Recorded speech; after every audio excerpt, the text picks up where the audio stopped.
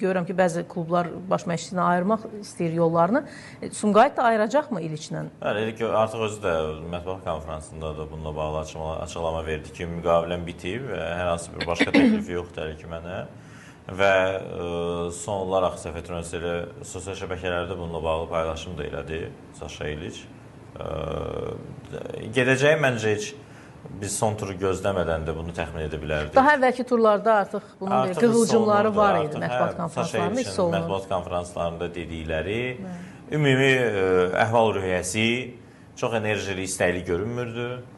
Sadəcə niyə çöküşə getdi komanda? Bax, onu heç cür anlaya bilmirəm. Yəni, da yaxşı başlamışdılar, yaxşı irəliləyirdilər. Birdən nə oldusa elə bil qış fasiləsi zamanı. Nəsə orada qopdu, həqiqətən də qış fasilərində. İstədiyi futbolçular alınmadı, yoxsa necə? Amma hər halda da indi bu ilk yarıda oynayan heyət yerində idi də. Hər halda yeni futbolçular gəlməsin. Yaxşı, onu başa düşdük. Amma həmin səviyyədə yeni nəticələr göstərməlidir də. Heyət zəifləmədi ki, okey, güclənmədi, amma zəifləmədi də həmçinin. Həvəsi öldü də. Bax, o niyə baş verdi? Nə oldu həmin o qış fasiləsində və ya sonraki turlarda, uğursuzluqlar başlayanda? Rəhbərliyin strategiyası haqqında danışdı ki, gənclər daha çox oynamalıdır, ona görə mən gənc futbolçulara şans verirəm və hər zaman, hər oyundan, hər məğlubiyyətdən sonra bunu xüsusi qabartması ki, biz neyniyək, bu şəraitdə nəticə qazanmalıyıq, amma gənc futbolçular təcrübəsizdirlər, səhvə yol verirlər və s. Ona görə biz uduzuruq. Bu da yaxşı bir hal deyil də. Bəlkə sübut eləmək istədi ki, mənə futbolçu alınmırsa, bax, bu futbolçular da məğlubiyyətə düçar olacaqlar. Yenə də qərar verən şəxs məşqçi olmalıdır. Əgər o məsuliyyəti, nəticəyə görə məsuliyyəti daşıyacaq şəxs odursa, qərar verən şəxs o olmalıdır.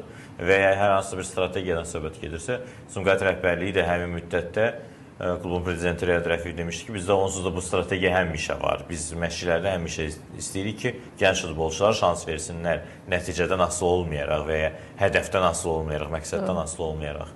Yəni, hiss olunurdu ki, bağ qopub artıq rəhbərliyi ilə İliç arasında, hər halda elə görünürdü kənardan və İliçin gedişi artıq gözlənilən bir hadisə idi və son turdan sonra da onun açıqlamaları bunun olacağını artıq dəqiqləşdirdi və ümumi onun yanaşması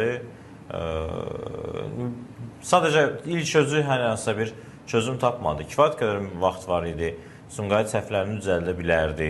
Sumqayıt çünki enişi çox uzun müddət davam etdi. Ondan biraz tez toparlana bilsəydi, reaksiya versəydi, fərqli ola bilərdi yenə də. Sumqayıt üçün hardasa, bilməm, bir 27-ci turda mı deyim, 25-ci turda o qədər gec deyildi. O zaman da reaksiya versəydi, toparlansaydılar, yenə də mübarizəyə qoşula bilərdi.